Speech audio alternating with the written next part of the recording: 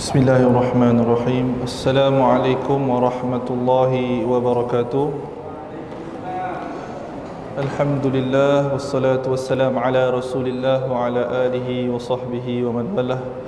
Allahumma salli wa sallim wa barik ala sayyidina wa maulana Muhammadin nur al-mudhhibi lin-nisyani bi nurihi wa ala alihi fi kulli lamhatin wa nafasin 'adada ma wasi'ahu 'ilmullah. Nawaitu at-ta'alluma wa ta'lim wa tadhakkura wa tadhkir wa naf'a wal intifa' والإفادة والاستفادة والحث على التمسك بكتاب الله وسنة رسوله والدعاء إلى الهدى ودلالة على الخير وابتغاء وجه الله ومرضاته وقربه والثواب سبحانه وتعالى. أما بعد.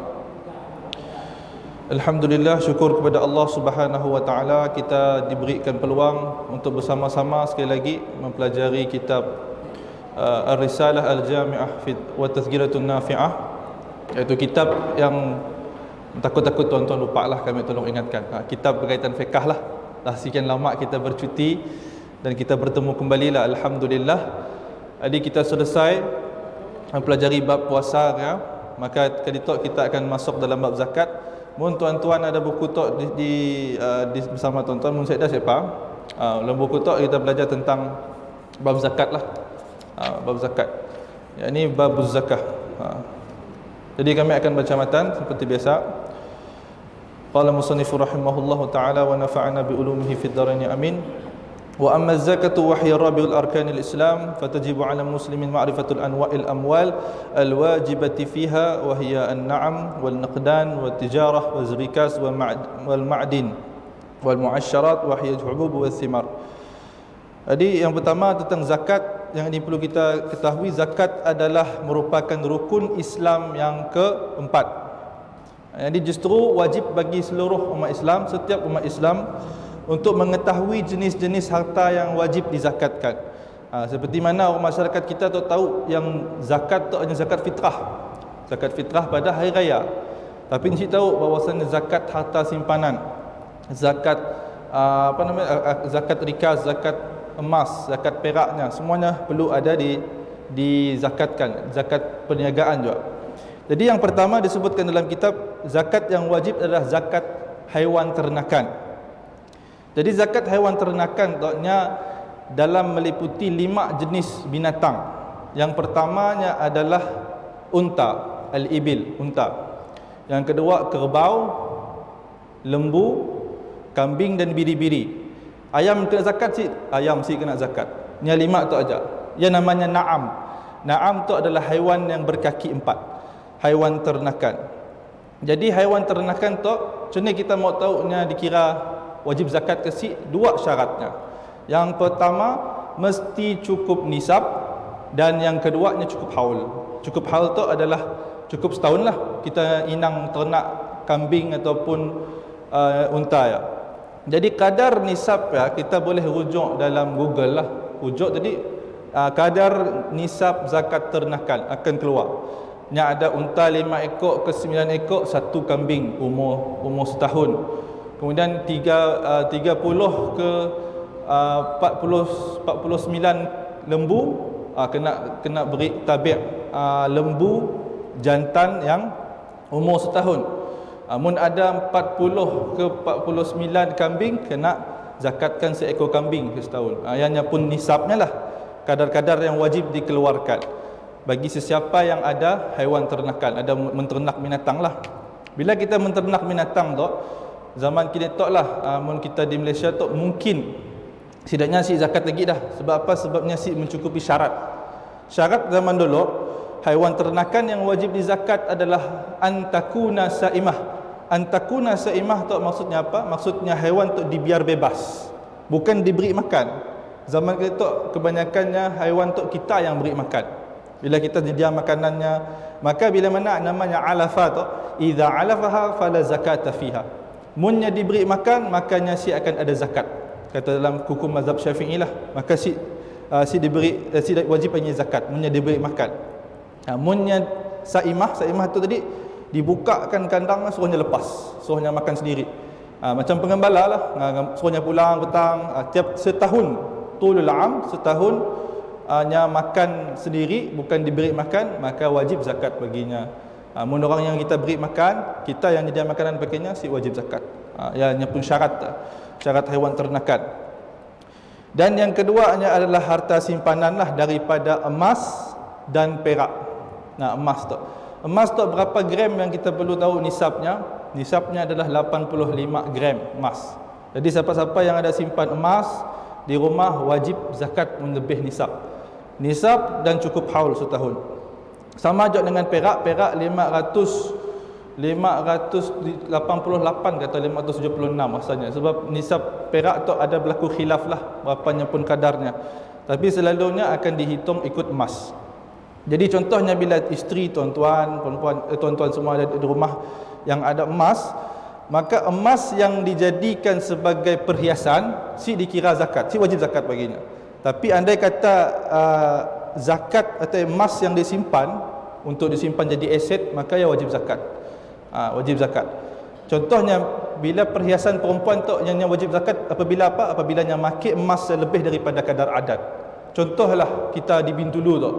Kebiasaan orang akan pakai emas tadi 2 igit cincin emas, 2 jari, 2 jari kiri, 2 jari kanan. Pasal atik 2 gelang kiri, 2 gelang kanan, 1 rantai. Ya adat kebiasaan lah, normal orang pakai. Kita nak tengok pun normal. Tapi bila mana seorang perempuan tu yang pakai emas lebih daripada kadar dia, full jari emas. Gelang sampai ke situ. Orang pula nak nunjukkan orang lah. Full, rantai 10 kilo situ. Jadi terlebih daripada adat, maka ditolak daripada kebiasaan pakai uruf itu, ditolak dengan yang lebih pakai yang pakai lebih yang lebih yang akan dihitung mesti dihitung ke zakat. Dihitung dan dibayar zakat lah. Dibayar zakat emas berapa nilai kadar bagi emas? 85 gram. Jadi segram emas berapa kan itu? Lebih kurang 200 lebih segram. Isi tahu je lah berapa harga emas semasa kan itu. Jadi ni ikut kadar emas semasa, satunya mesti dihitung dengan 85 gram lah nisab. Dan bagaimana dengan duit simpanan? Maka duit adalah masalah baru, bukan masalah zaman dulu, kerana masalah duit adalah masalah yang baru timbul zaman-zaman tu lah. Yang ni dikira ikut kepada kadar emas, duit simpanan. Jadi contoh tadi bila kita ada duit simpanan tuan-tuan, kita kena kira duit simpanan kita ada berapa. Contoh tadi kita ada berapa ringgit bank account, ada 5 bank account, kena kira sikit-sikit. Kena kira adakahnya melebihi nisab, nisab emas Munnya melebihi nisab, maka wajib kita zakatkannya. Selalunya macam duit KWSP yang ikut syariahnya ada terus potong zakat kan. Yang KWSP pun. Tabung haji saya sih pastilah. Tapi mula kita ada harta simpanan di bank tertentu, kemudian kadarnya lebih daripada lebih daripada nisab dan lebih haul, cukup haulnya setahun, maka wajib zakat. Si banyak zakatnya, rubul usyur 2.5% saja daripada keseluruhan harta. Wajib dizakatlah. Kita jangan lupa nak zakat bila kita simpan duit banyak-banyak tu, lupa nak zakat. Karena zakat tu perkataan zakat, zai kaf alif ta marbutah. Zakah dalam bahasa Arabnya zakatun. Maksud zakah tu adalah at-tathhir wan nama', yakni menyucikan dan mengkembangkan harta. Jadi bila mana kita zakat harta kita tu, kita ibarat menyuci harta kita sebenarnya, menyuci dan mengembangkan. Kerana bila mana kita berzakat tu besar pahalanya di sisi Allah Subhanahu Wa Taala. Lagi satunya adalah benda yang wajib. Jadi rukun Islam lah. Jadi yang pentingnya kita membayar zakat harta simpanan. Jadi bila kita lihat duit kita tu, contoh zaman dulu tidak banyak kira pakai emas dan perak. Kini tu kita guna duit kertas. Pada hakikatnya duit kertas tu sebenarnya dalam hukum muamalah Islam lah, nya adalah fiat, money fiat ataupun duit fiat tu nya adalah duit kertas yang ada nilai sebenarnya, bukan item ribawi, tetapi nya adalah dianggap oleh dunia sebagai satu nilai untuk kita berbeli dan sebagainya, bertransaksi. Pada hukum asalnya bila kami baca satu buku tu, buku karangan anak murid Ustaz Manan, yang menggarangkan satu buku namanya Cryptocurrency dan Bitcoin. Apa hukum tentang cryptocurrency dan Bitcoin. Jadinya ada mensyarahkan tentang duit lah. Jadi saya pun baru tahu di dalamnya, yang pun ceritakan hukum penggunaan duit kita kena tahu sebenarnya adalah mengikutkan hukum asalnya haram. Oleh kerana apa? Oleh kerana tadi duit tu nya ada nilai. Kertas ada nilai. Tetapi oleh kerana maslahat kinetok, ulama terpaksa membenarkan atas alasan darurat. Mun kita saya pakai duit kertas, maka ekonomi negara akan merundumlah. Kata dalam buku ialah buku yang menceritakan tentang hukum tu. Kena ulama membenarkan. Jadi kadang-kadang dalam hukum duit tu ialah bila kita lihat duit fiat money tu, duit yang bergantung kepada simpanan emas negara lah, pemerintah. Jadi kita tu terpaksa guna duit kertas oleh kerana apa? Oleh kerana maslahat umum, di mana negara kita tu perlu untuk bertransaksi dengan negara luar. Mesti siapa kita beli burger kat luar, mesti pakai duit kertas, kita simpan emas je. Jadi emasnya bukan lagi dah benda yang biasa dipakai secara uruf lah. Itu semua pakai duit kertas. Jadi kita pakai. Tapi duit kertas dimasuk dalam zakat. Dimasuk ke dalam zakatnya dikira nisabnya ikut kadar emas. Kita pun duit tadi 85 lebih kadarnya sama dengan nisab 85 gram emas. 85 gram emas kita ambil kira lah, contohnya dalam 85 gram mungkin dalam 28,000 30,000 nisab ya. Jika 30,000 ringgit, mungkin kita ada simpanan lebih daripada kadar 30,000 ringgit, maka kita kena zakat harta kita sebanyak 2.5%. 2.5% lah. 2.5% sedekah, keluarkan zakat. Sini nak bayar zakat tu, maka bayar zakat tu disarankan bayar di Baitulmal lah. Dibayar di Baitulmal, ataupun mun nak bayar sendiri pun tidak ada masalah, tapi afdalnya bayar di Baitulmal. Kerana khawatir kita tu tuan-tuan, bila nak bayar sendiri, kami tahu ada beberapa orang yang mesti mau bayar sendiri. Jadi bila nak bayar sendiri tu, kita takut kita menunaikan hak zakat yang sebenar. Contohnya kita tahu asnaf tu macam ni. Asnaf tadi fakir miskin, tahu si fakir dengan miskin beza macam ni. Kita tahu, kita main beri je dengan orang. Kadang-kadang miskin dia dua hal kaya. Kita beri dia. Ya kita kena beri dengan Baitulmal. Tanggungjawab kita selesai, yang selebihnya adalah tanggungjawab Baitulmal lah. Ya kerja sidaknya. Ya adalah harta simpanan. Dan yang ketiga adalah barang dagangan dan perniagaan lah. Barang tijarah tu. Tijarah tu adalah bisnes. Bisnes daripada kita melakukan bisnes, apa-apa bisnes kita boleh. Nasi lemak kah, burger kah, ataupun saham kah, apa-apa bisnes yang kita boleh, maka wajib dizakatkan apabila cukup nisab. Sama kena simpanan tadi, cukup nisab, cukup haul. Haul tu cukup setahun. Cukup setahun harta yang kita simpan, cukup nisab, cukup haul, maka wajib baginya zakat. Mesti dihitung lah. Kadar penghitungan tu memang kena, hanya ada praktikalnya lah cara penghitungannya. Mesti kita hitung daripada awal bulan pertama kita berniaga. Bulan pertama kita berniaga, kita dah hitung untung bersih, bukan untung contoh kita bisnes tadi kita nak bayar bil api air belum, bukan, tapi untung selepas kita bersih baru dihitung sampai setahun. Adakah setahun dah cukup nisab? Punya cukup nisab, maka wajib bayar zakat. Ya adalah simpelnya lah dalam bab zakat. Yang keempatnya adalah harta galian, harta rikas. Harta rikas itu adalah harta yang disebutkan kita gali tanah, kita jumpa satu harta karun yang jahiliah pun. Yang tahun orang daripada kaum jahiliah lah. Jadi macam ni kita mau tahu, makanya mesti dilihat dengan ahlul khibrah. Ahlul khibrah itu adalah orang pakar-pakar arkeologi, maka ia dinamakan harta rikas. Harta rikas tu contohlah kita masuk pergi ke negara Arab, contohnya kita pergi ke negara Arab. Jadi kita pun gali, jumpa satu peti harta karun, buka ada duit emas. Bila ada duit emas, maka bila kita wajib zakatnya, zakat bila kita jumpa kemudian terus zakatkan. Tapi dia perlu ada melalui satu proses dulu. Harta yang perlu dikenal dulu, adakahnya harta zaman jahiliah ataupun harta yang ditanam selepas kedatangan Islam. Ya harta rikas.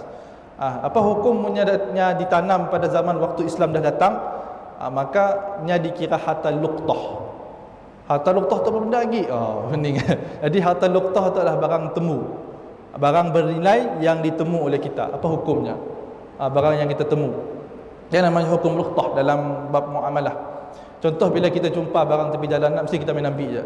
Ambil, itu rezeki RM50 tu, ambil. Allah beri rezeki. Salah sebenarnya. Bila kita jumpa duit, sesuatu duit kah, barang bernilai kah, beg kah, maka hukumnya tertakluk kepada diri kita lah. Yang akan tertakluk wajib bagi orang yang amanah untuk menjaga harta ya. Wajib. Munya si confident nya harus. Nya boleh jaga. Tapi tadi nya si mau bertanggungjawabnya dalam tempoh harus. Harusnya ambil dan nya pelihara harta tersebut. Dan yang makruh adalah orang yang si amanah. Contohnya orang si amanah dan si pandai jaga barang. Nya ambil, nya niat nya mau jaga tapi nya ambil kayak tadi barangnya boleh rosak ataupun boleh hilang. Nya tu orang yang cuai lah. Haram apabila orang yang ambil yang memang niat nak jual. Hanya jumpa telefonnya, yang niat mau jual, yang mau ambil keuntungan, maka si boleh, haram hukumnya. Kerana menjaga harta sesama Islam adalah hukumnya wajib. Hifzul mal, menjaga harta sesama saudara Islam tu wajib. Jadi apabila kita jumpa sesuatu harta luqtah tu, maka kita kena lihat dulu. Kadang-kadang bila kita jumpa contohnya di kawasan masjid, nya pun perbahasan tentang luqtah tu sangat panjang dalam kitab. Sangat panjang. Nya contoh kita bahaskan dalam masjid tu, apabila kita jumpa satu telefon di tempat duduk, maka kita lihat ada telefon tu, maka apa patut kita polah? Kita patut ambil dan serahkan kepada pengurusi masjid lah. Pengurusi ada, beri dengan pengurusi. Dan pengurusi kena iklankan selepas selesai solat. Berdiri terus sebelum zikir, berdiri, siapa ada hilang telefon bla bla bla, seruputkan ciri-cirinya, takut ada orang ngaku-ngaku ke nak. Kami pun ni adanya, maka bukannya pun lah jadi bahaya. Sebutkan ciri-ciri dulu, amunnya datang dia sebut ciri-ciri telefonnya, maka serahkan. Yang wajib diiklankan. Kerana ada satu hadis Nabi ketika mana sahabat jumpa satu perak ataupun dirham, duit dirham lah. Jadi Nabi pemandah tadi, kau jumpa sini, jumpa situ. Iklankan selama setahun, mun saya orang tuntut hadhihi wadi'ah laka, kata Nabi. Taklah manfaat untuk kau, gunakanlah. Tapi mun pemiliknya datang balik, wajib ganti, kata Nabi. Ya hatta luqtah. Maksudnya syarat mudah nak faham luqtah tu lah. Bila kita jumpa barang, mun kita rasa mau bertanggungjawab ke atas benda ya, kita ambil, kita simpan. Kita simpan dan kita wajib mengiklankan. Iklan tu kita iklan lah. Contoh kita letak di Facebook ataupun di Twitter, di Instagram, di WhatsApp status kita sebarkan. Siapa ada hilang tu boleh kontak tu sebarkan. Ya cara iklankan. Jadi bila kita dah iklankan, saya dah orang tuntut, maka ya jadi hak milik kita lah. Milik kita. Kita boleh, bukan hak milik kita, jadi kita boleh gunakan, manfaatkan benda. Tapi ada benda-benda yang kita temu, nya boleh dipakai terus.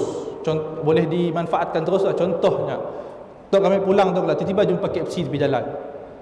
So KFC tu nya adalah satu benda yang cepat rosak. Bilanya cepat rosak, maka mun kita biarkan membazir satunya. Dan itu adalah makanan. Jadi boleh, kata ulama, boleh kita ambil dan kita serahkan kepada orang-orang yang miskin lah. Kalau kita ada orang miskin tu, serahkan tu saja makan lah. Mun kita pun lapar, kita ambil, kita makan. Tapi tiba-tiba kelak esok hari ada orang tuntut, kami datang KFC tu tadi, kita makan tak? Oh, wajib kita bayar. Wajib kita bayar balik dengannya. Sebab ni ada tuntut lah. Dia adalah hukum luqtah lah.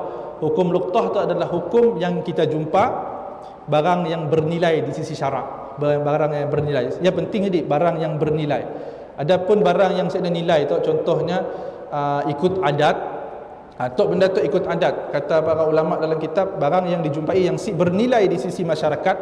Contohnya kita ambil contohlah pen yang 80 sen lah, kita jumpa tepi jalan. Jadi apa hukum kita ambilnya? Kita ambil, kita pakai, saya ada masalah.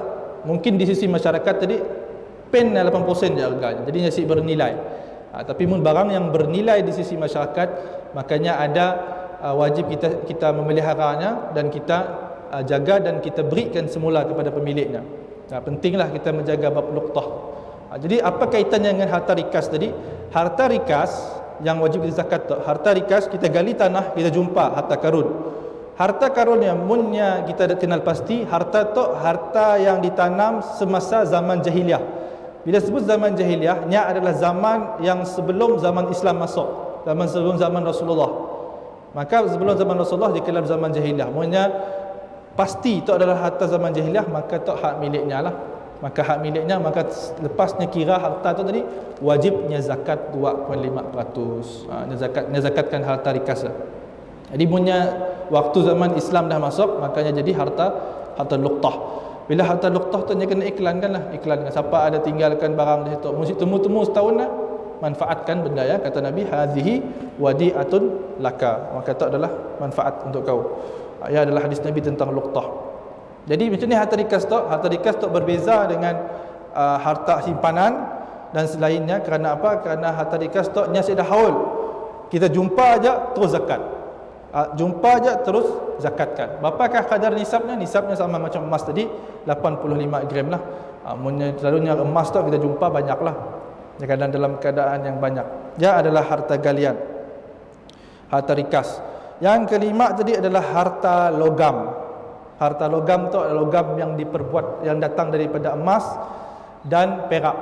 Contoh kita tu adalah orang yang gali apa nama, lombong ke apakah, terjumpa atau kita gali tadi harta simpanan tu, kita gali dan jumpa emas. Kita jumpa nang lombong emas, jumpa. Maka bila kita jumpa lombong emas tu, maka zakatnya sama juga. Zakatnya tadi adalah ketika mana kita jumpa dalam tanah.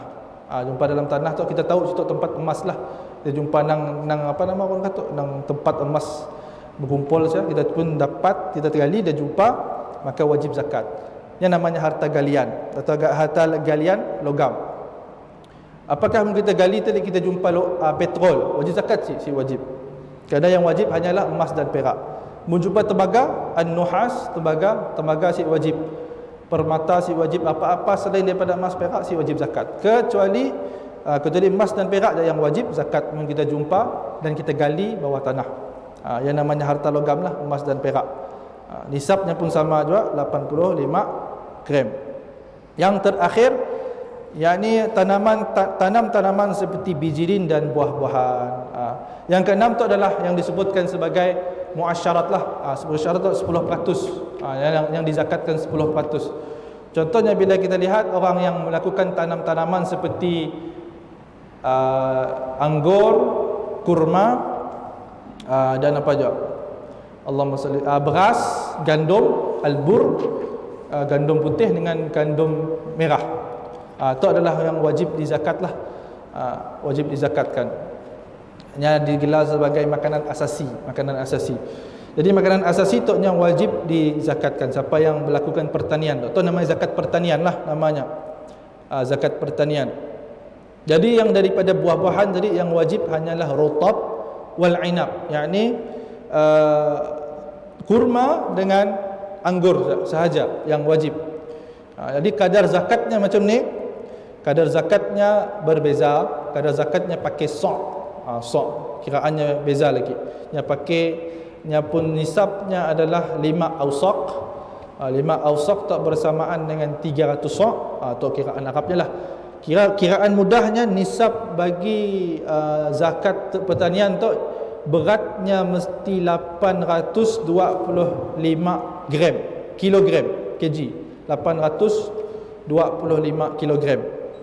Bila kita wajib zakatnya yauma hasadihi, waktu menuai hasilnya. Dia berbezanya si kira haul lah, dia kira waktu kita menuai. Kita menuai hasilnya, maka ya adalah waktu kita zakatkannya. Zakatkan untuk pertanian tu nya ada banyaklah. Tuan-tuan mau ingat mungkin susahlah. Siapa yang ada buku ya mungkin dapat baca. Disebutkan tadi kadar zakatnya ada dekat dalam buku lah.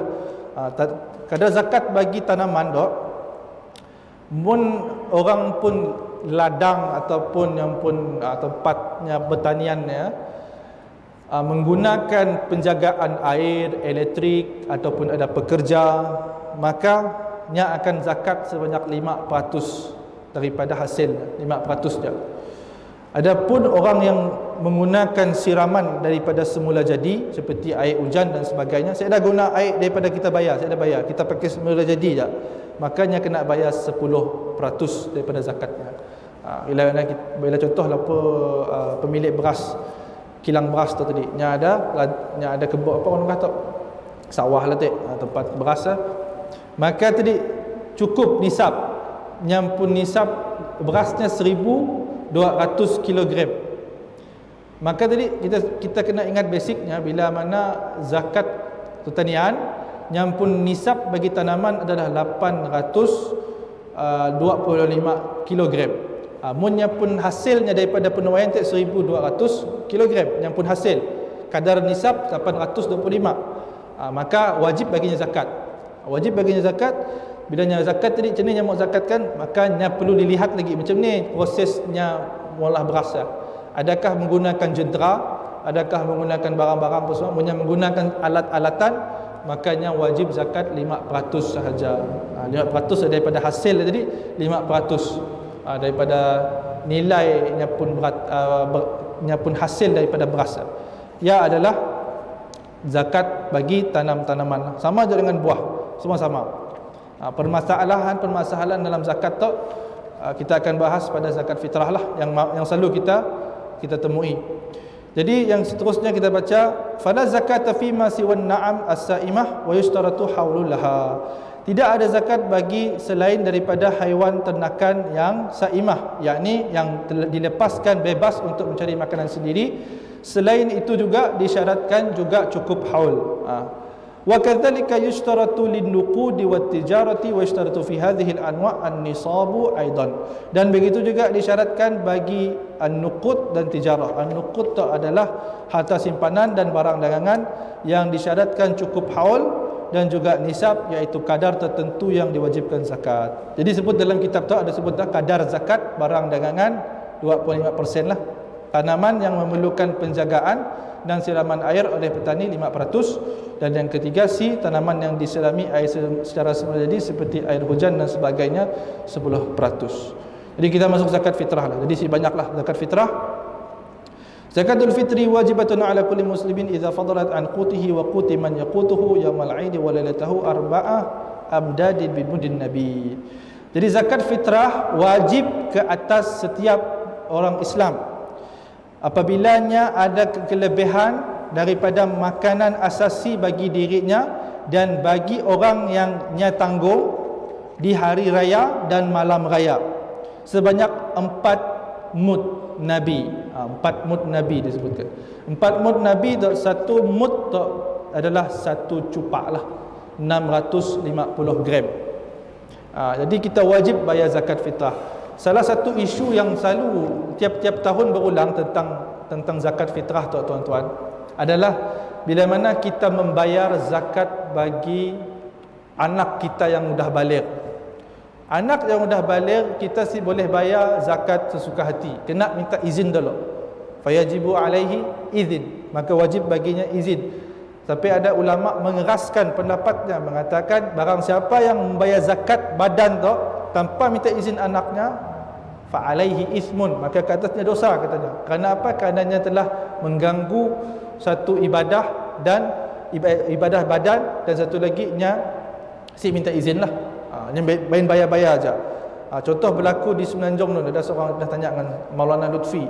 Dia tanya soalan tadi, Ustaz, kami bayar zakat pakai adik kami, dia dah bekerja di Johor, kemudian tadi kami bayar zakat untuknya. Dikira si zakat dah. Tapi si minta izin lah, sebenarnya minta izin. Maka zakat si dikira. Kira zakat daripada adiknya tadi, si dikira lah. Dan zakat yang dibayar abang pun dikira. Oleh kerana apa? Yang pertama minta izin. Wajib minta izin dulu. Minta izin ataupun dah bekerja, makanya wajib bayar sendirilah. Adapun seorang suami makanya wajib bayar untuk tanggungannya. Allazi yaltabizu nafaqatahu, yang wajib baginya nafkahnya wajib bayar. Contoh siapa? Anak-anaknya yang belum baligh lah. Anak-anak yang belum baligh, dan bagi isterinya. Munnya ada mak bapak yang bekerja, maka ia termasuk dalam tanggungannya lah. Mun mak bapak bekerja macam ni, mak bapak bekerja kena bayar sendiri. Yang kita perlu tahu, kena bayar sendiri. Mun anak-anak nak bayar, minta izin dulu. Perlulah kita nak minta izin skema-skema lah. Just pada pak kami bayar untuk kita hari tu pak, pun dah cukup dah. Mak bapak redha tu, dah cukup ada izin, maka bayar. Selalunya akan jadi isu apabila mana kita tu main bayar aja tanpa kita madah dengan family kita. Jadi benda yang jadi isu lah pada raya tahun tu, isu tentang apa? Tentang pembayaran zakat fitrah tu. Maka bayar zakat fitrah tu wajib ke atas setiap muslimin. Bila kita bayar tadi ikut kadar yang diberilah 4 cupak beras, arba' amdadin. Mengikut dalam mazhab Syafi'i, kita kena bayar zakat tu pakai beras sebenarnya. Pakai beras. Mengikut mazhab Syafi'i yang benar-benar lah, kita bayar pakai beras.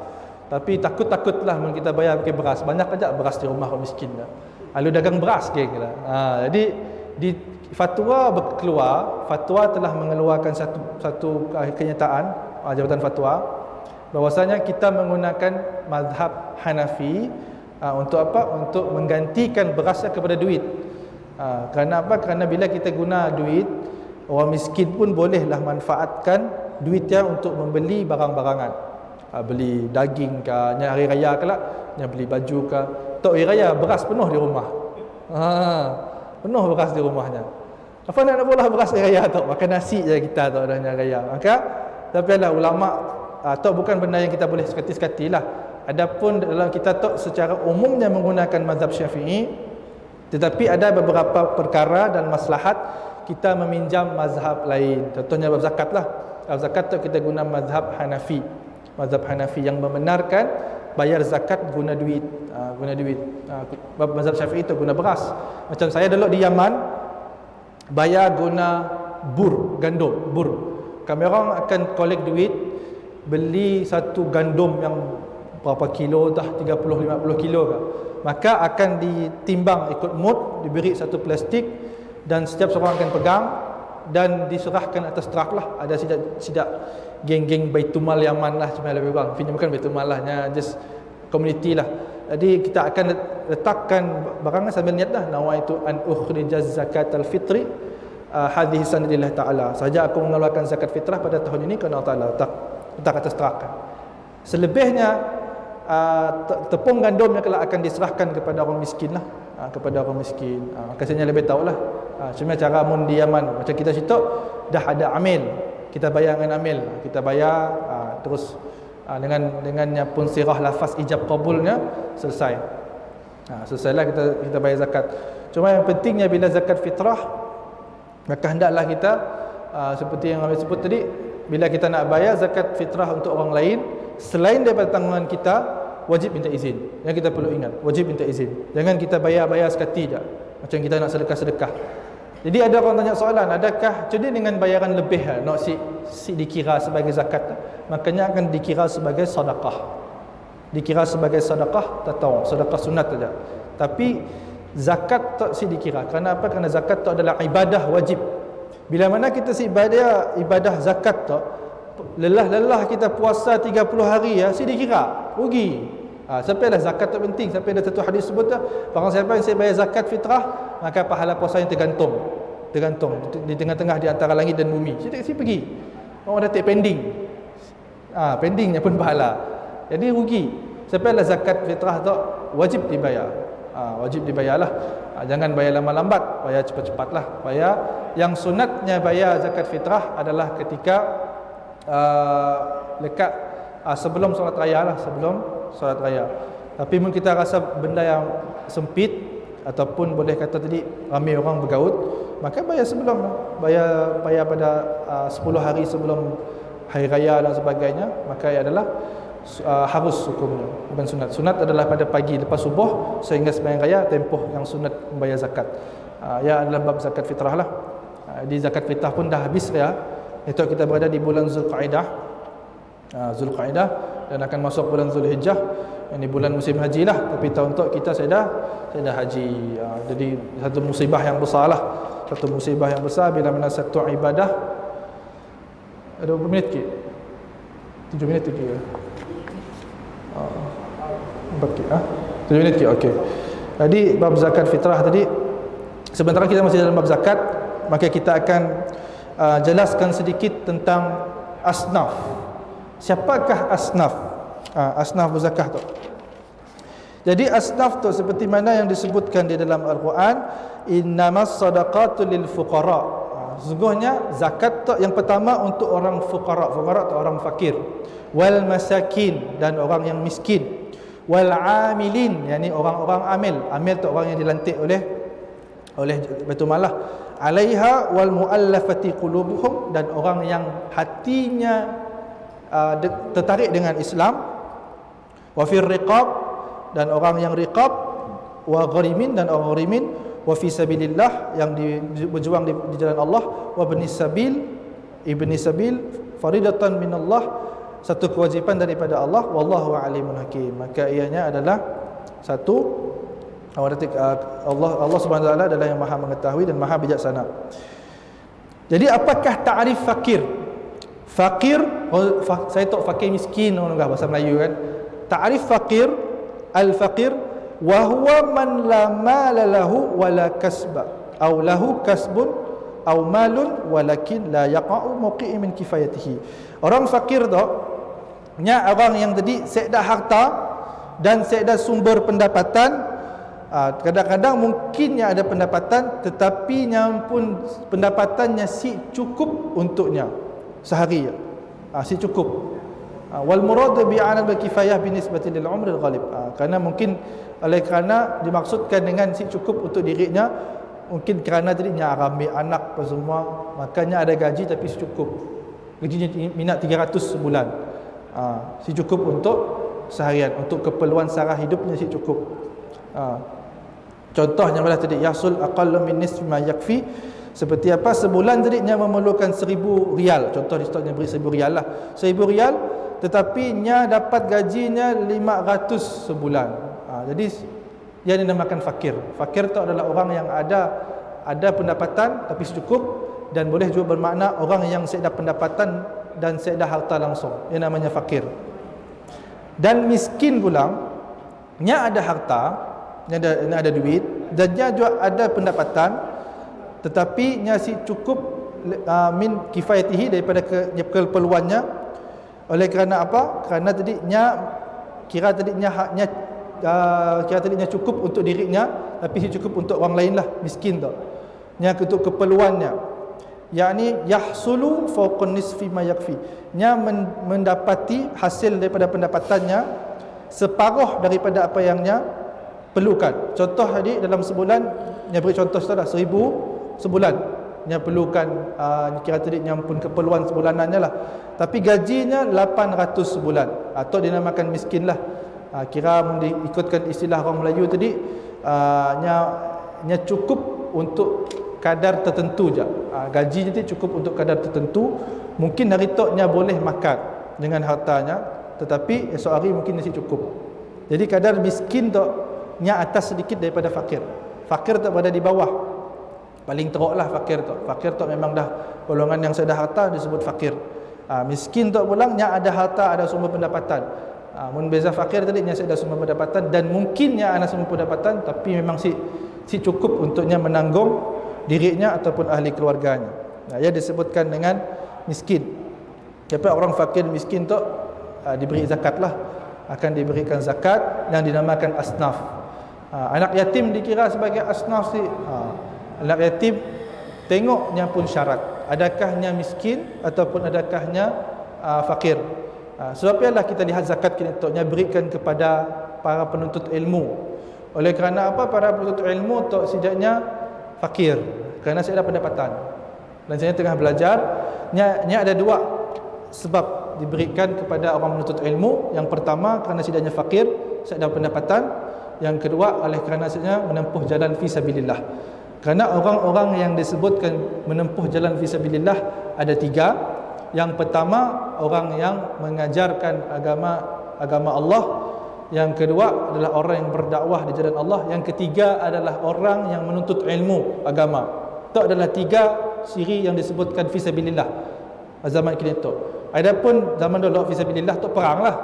Perang dengan Rasulullah apa semua, keluar pergi berjihad apa semua. Ya adalah jihad zaman Rasulullah. Tapi zaman kini tu yang pahalanya menyamai orang yang berjihad ada tiga disebutkan dalam tafsir, dalam surah At-Taubah. Tafsir Al-Baghawi menyebutkan yang pertama orang yang menyebarkan agama Allah ataupun mengajar agama Allah. Yang kedua adalah orang yang berdakwah. Berdakwah tu mengajar dan berdakwah tu berbeza. Berdakwah tu mengajar. Dan yang ketiganya adalah orang yang menuntut ilmu agama. Sebab itulah orang yang menuntut ilmu agama tu diberi zakat Baitul Mal lah, dan Baitul Mal beri zakat insidanya. Oleh kerana sidak tu orang yang layak lah, layak diberi zakat. Setiap tahun diberi. Jadi ialah untung bagi para penuntut ilmu agama lah. Sebenarnya diberi zakat tiap-tiap tahun. Untuk apa? Untuk meneruskan sara hidup. Jadi yang pertama dan kedua lah. Dan yang ketiga adalah al-amilin 'alaiha Jadi amilin itu adalah mereka yang tadi dipilih oleh imam ataupun qadi ataupun hakim ataupun pihak berkuasa lah. Contohnya Baitulmal lantik amil. Contoh ada amil sih. Ada amil kan? Ada amil yang dilantik oleh Baitulmal, maka saya tahu diberi zakat. Amil. Dan orang yang seterusnya adalah muallaf qulubuhum, yakni orang yang hatinya tadi dekat nak masuk Islam. Hatinya nyata rasa macam nya belum masuk Islam lagi tapi nyamuk masuk Islam. Sila tu Baitulmal beri zakat juga. Sama masuk juga. Apatah lagi bila nya masuk Islam, makanya akan diberi zakat juga. Diberi zakat juga lah bila masuk Islam. Jadi orang yang mualaf tu diberikan satu kedudukan yang disebut dalam Quran tu muallaf fi qulubihim lah.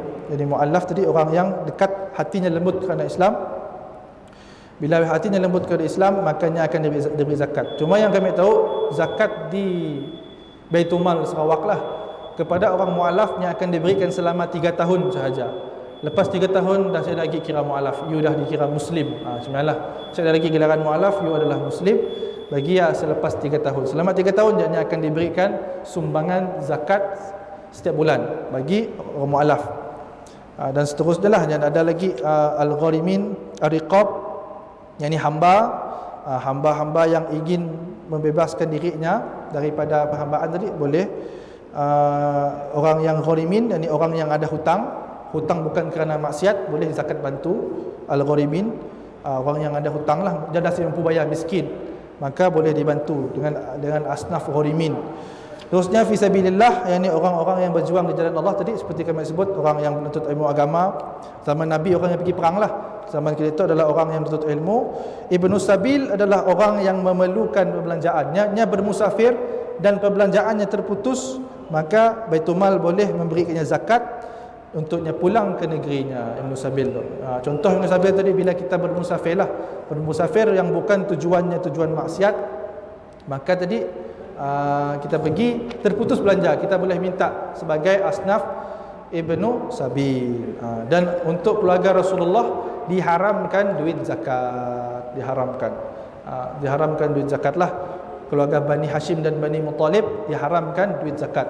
Si boleh bagi saya ambil duit zakat kerana setidaknya ada duit yang dinamakan sebagai ghanimah. Ghanimah itu adalah harta daripada peperangan, maka akan diberikan kepada keluarga Rasulullah. Sebab biasanya si dapat harta zakat. Yang dapat harta zakat adalah asnaf tadilah, fakir, miskin, riqab, gharimin, fisabilillah, yang mualaf, dan yang terakhir adalah Ibnu Sabil. Maka 7 asnaf tu yang wajib baginya menerima zakat. Maka selesai bab zakat, insya-Allah kita selepas pergi haji, kita belajar bab haji dah minggu depan, insya-Allah. Jadi jam pun dah menunjukkan masuk waktu Isyak. InsyaAllah aqulu qawli hadza wa astaghfirullahal azim li wa lakum wa lisairil muslimin wal muslimat wal mu'minina wal mu'minat la hamdulillah wa bihamdika ya arhamar rahimin. Wabillahi taufiq wal hidayah. Wassalamu alaikum warahmatullahi taala wabarakatuh wal afu minkum.